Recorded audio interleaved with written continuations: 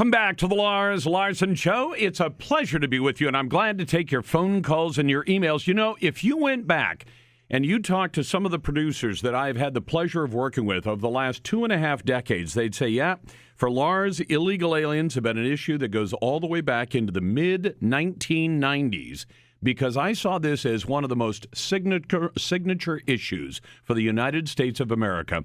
And today, of course, we know just how big it is. We know that the issue of illegal aliens actually helped get Donald Trump elected. It was one of his signature issues when he ran for president. And the Democrats don't have any great suggestion except, why don't we let more of them in?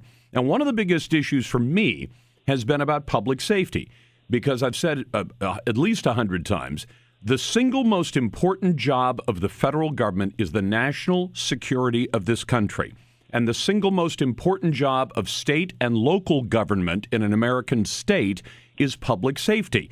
In most of the smallest communities in America, when they were first formed, likely the first person they hired was not a mayor or a city council or a city manager. It was a sheriff or a police chief. So public safety is paramount for American communities. And yet, when it comes to illegal aliens, we know that there are people who come into our country illegally, and then, having broken 4 or 5 or 6 of our laws, they then continue to break the law, and many of them turn into some of the most vicious, violent criminals you've ever seen. But the scope and scale of this thing is hard to really grasp until you start looking at some of the numbers, and that's what the Immigration Reform Law Institute has done. And Dale Wilcox is the executive director of IRLI, and I'm always glad for his advice and counsel and information. Dale, welcome back to the program. Thanks for having me, Lars. So I know that across America, depending on whether or not it's a sanctuary state or a sanctuary city or a sanctuary county, that there are many local governments that have simply said, we will not work with the federal government. We certainly won't work with Donald Trump to try to take into custody or hold in custody people who are illegally in the country and have committed serious crimes. But until I saw the numbers that your organization developed, and in this case, let's talk about King County, Washington, that's the Seattle, Washington area, that the numbers are absolutely staggering. Would you mind running those down for my audience? Sure. Yeah, we've obtained records here recently from Immigration and Customs Enforcement, otherwise known as ICE, regarding detainers that were not honored by the King County Sheriff's Office. Okay, before you go further, explain what a detainer is, because sometimes the legal language, is confounding. Sure. What happens is when an alien is arrested, his fingerprints go into the national crime database, and that pings over to DHS. And when they see a criminal alien or an alien who should not be in the country, they will send what's called a detainer request to the local jurisdiction saying, hey, once you're finished with this person, we want them. Hold them for at least 48 hours. We're coming to get them, to deport them out of the country. So what we've seen here recently, and especially since President Trump has taken office, is a slew of jurisdictions that said, we're not going to comply with those detainer requests. In fact, we're not even going to tell you when we release someone from jail, or we won't ask their immigration status, period. And we're going to prevent, some states have gone so far, like California, Oregon, and Washington, to prevent their state and local jurisdictions from cooperating whatsoever with the federal immigration authorities. Which means that if you have somebody in custody, and we're not talking about traffic tickets here, but if you have somebody in custody for homicide, kidnap, sexual assault, robbery, aggravated assault, drugs, burglary, and fraud, that the local jurisdiction that has arrested this person for one of those crimes or many of those crimes has the choice that they will, they'll usually recog them, release people on their own recognizance and say you have to come back and show up for your court date, and then we'll have a trial. And if you're found guilty, we'll lock you up and we'll give you 3 hots and a cot for 5 or 10 or 15 or 20 years, depending on the crime you've committed.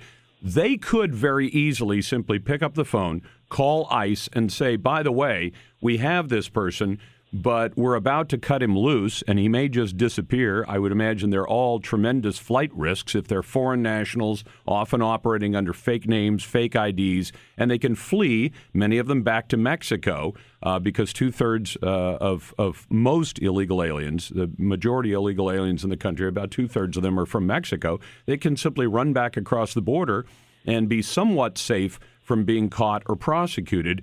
they could have these people removed from their community altogether and forego the trial, especially on the lesser charges. Say it's an assault charge. You say, well, he should see justice, but how about we just have him removed from the community and from our country altogether? They could do it very easily, couldn't they?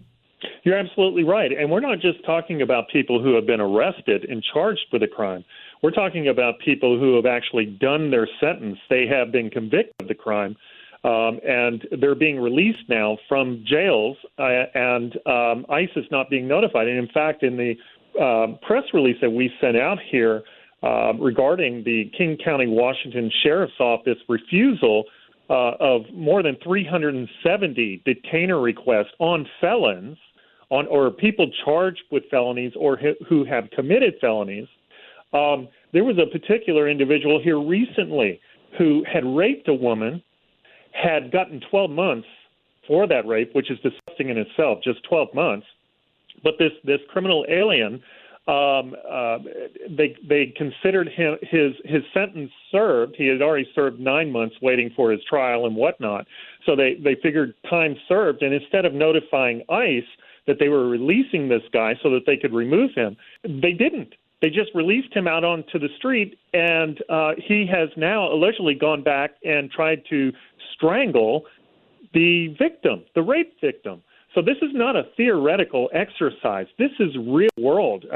The bottom line, sanctuary policies are not compassionate. They're dangerous. Real people are getting hurt. And by the way, the victim you're talking about, because I recognize the case, we've talked about it on the show, this is a woman who was a rape victim. She was also confined to a wheelchair because of a physical disability.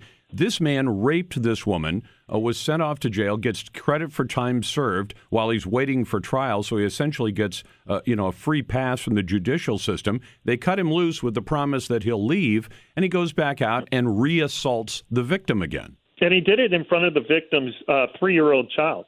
So just disgusting. This is what happens when politicians put the interests of criminal aliens ahead of the safety of law-abiding citizens. It makes absolutely no sense whatsoever. I'm talking to Dale Dale, I want to get to the numbers, though, for a second, because I think I want people to understand the scope of this. Dale Wilcox is with the Immigration Reform Law Institute. You found out that in King County, Washington, for example, 370 immigration holds that the county said we will not honor. We're simply going to release these people over a 27-month period. So if you do the math, it works out to about one hold they refuse to recognize every other day for more than 2 years. Dale, keep up the good work, and thanks for the time. Thanks for having me. You bet. That's Dale Wilcox from the IRLI. We'll be back in just a moment. I'll get to your phone calls and your emails at 866-HEY-LARS. That's 866-439-5277. You're listening to the Lars Larson.